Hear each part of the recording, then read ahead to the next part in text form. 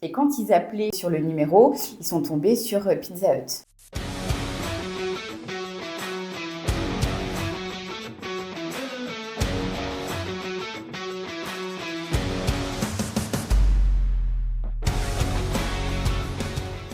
Bienvenue Monica pour notre premier podcast Café chez Acteur Main. On est ravis de te recevoir. Salut Greg, merci de me recevoir. Le but, ça va être qu'on parle de dossiers qui nous ont marqué, que tu as réalisés. Mais d'abord, je voulais que tu nous dises depuis combien de temps tu es chez Acteur Main, tu es courtière?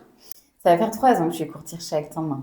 Ok, qu'est-ce qui t'a motivé à devenir courtière? J'ai travaillé en banque pendant quelques années et moi ce qui me plaisait c'était surtout la partie financement, accompagner les clients sur des projets de vie, des acquisitions immobilières. Du coup c'était tout naturel pour moi de devenir courtière et ce qui me plaît énormément dans mon métier c'est de pouvoir les accompagner. Je me souviens, oui, effectivement, tu avais déjà hésité il y a quelques années à franchir le pas. C'était quoi le déclic? Pourquoi il y a 3 ans et pourquoi pas avant?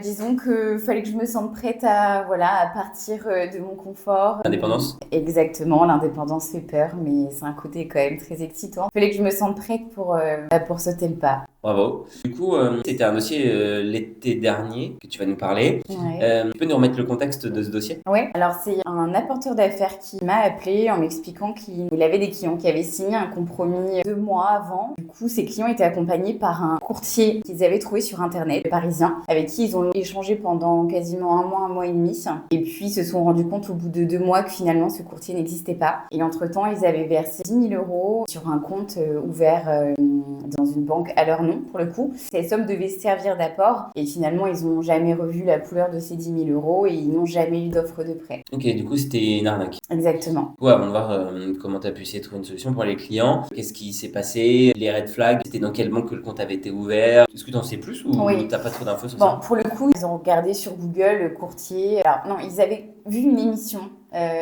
télévisée sur les courtiers et dans cette émission, ils présentaient une boîte de courtage sur Paris. Donc eux, du coup, quand ils ont signé leur compromis dans la foulée, ils se sont dit, bon, on va essayer de les contacter. Donc ils sont allés sur Google, ils ont trouvé les coordonnées de cette fameuse boîte de courtage parisienne. Et donc ils ont échangé avec un courtier, très régulièrement. Ils ont envoyé leurs documents. Et là, le courtier leur explique qu'ils devaient ouvrir un compte. Et c'est un compte qui a été ouvert dans une banque portugaise pour une acquisition sur le territoire français. Et donc du coup, ils ont versé la somme de 10 000 euros qui correspondait finalement à leur apport. Donc le courtier leur avait expliqué qu'il fallait qu'ils versent en fait en amont leur apport pour déclencher l'édition de l'offre de prêt, que c'est pas comme ça que ça se passe habituellement. Et une fois qu'ils ont versé les 10 000 euros sur le compte, en bout de 2-3 jours, ils avaient plus accès à ce compte-là, plus de nouvelles du courtier. Et quand ils appelaient sur le numéro, ils sont tombés sur Pizza Hut. Ok.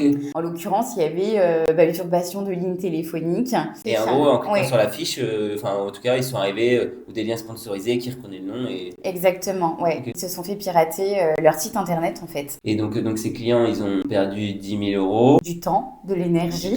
Ils ont quand même réussi à avoir leur maison à la fin, grâce à toi? Oui, oui, oui. T'as récupéré le contact quand, du coup? J'ai récupéré le contact le 7 juillet.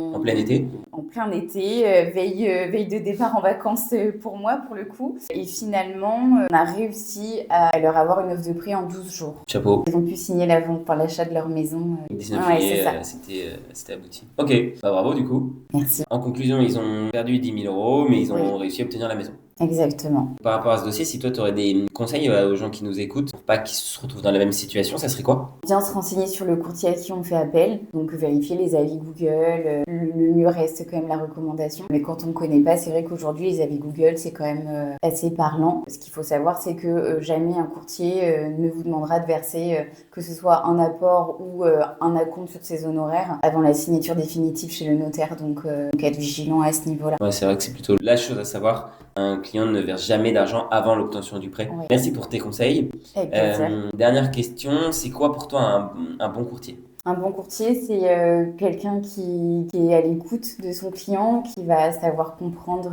ses besoins, ses objectifs et ses contraintes aussi. C'est vraiment une relation qui est basée sur la confiance, la transparence. Et être un bon courtier, c'est pas juste transmettre un dossier à plusieurs établissements bancaires, c'est défendre les intérêts du client et bien négocier aussi. Savoir trouver la meilleure solution pour le client. Je peux que partager ton avis, merci beaucoup de nous en faire part. Et du coup, où on peut retrouver tes coordonnées si on a besoin de tes services? Sur le site d'Acte en Main, vous allez pouvoir retrouver ma fiche avec mon mail et mon portable.